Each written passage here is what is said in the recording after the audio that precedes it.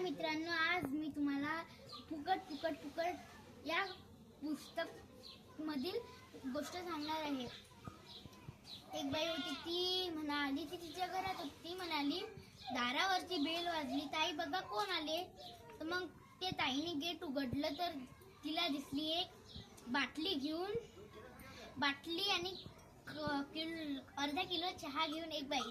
ते म्हणे की तुम्ही हा अर्धा किलो चहा घ्या आणि त्याच्या बाटली फ्री फ्री फ्री। ते ताई म्हणाली अगोदरच मी खूप सारे गोष्ट घेऊन काही हे फ्री घेतलं आहे। ते म्हणाली बाई बरं मग मी जाते। त्या ताईने दरवाजा लावला। तिकडे बसलेल्या आजोबा व तो मुलगा म्हणाले नाही, तो मुलगा आजोबाला म्हणाला की आजोबा ह्या बाया का बरं येतात फुकट असं काही द्यायला, स्वतः जवळचं घेऊन आणि फुकट असं द्यायला काय येतात। तर आजोबा म्हणाले की नाही, ते आपल्याजवळून ते त्यांच्याजवळून आपली चांगली वस्तू घेऊन घेतात म्हणजे, आणि मग ते त्यांची अशी कोणची पण प्लास्टिकची वस्तू देऊन देतात। तर मग आजोबा, तो मुलगा म्हणाला की आजोबा खूप सारे फुकट मिळते आपल्याला।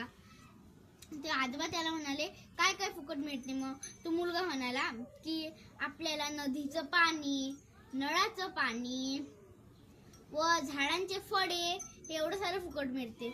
आणखीन आजोबा म्हणत आपण ते झाड घेतो, ते पैसे घेऊन लावतो, मगच आपल्याला ते फळ मिळते, ते झालं का फुकट। मग तो मुलगा म्हणे नाही। आणि नदी ओढ्यातलं पाणी तर ते मग येते, ते आपण ते विहिरीत येऊन आपण घेतो ना, तसं फुकट येते का नाही। आणि तो मुलगा म्हणाला आईचं प्रेम ते पण फुकट येते। तर मुलगा म्हणाला, ते आप्पा म्हणाले हो ते खरंच आहे, धन्यवाद। तर पुढे मग ते ताईने दरवाजा उघडला होता, तेच ताई एका इलेक्ट्रॉनिक्सच्या दुकानात जाते। ते तिला काहीतरी घ्यायचं होतं म्हणून।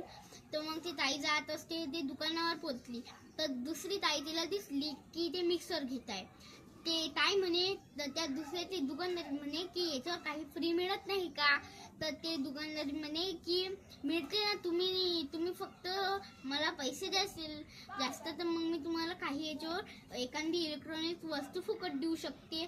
तर ते ताई म्हणे, मग ते त्या ताईने दरवाजा उघडला होता, ते ताई म्हणे की मग आपण पण असंच केलं, तिला आपण ते चहाचे पैसे दिले तर ते आपल्याला बाल्टी देत असते, तशी फुकट देत असते का नाही, म्हणून तिला समजलं काही फुकट घ्यावे नाही। धन्यवाद।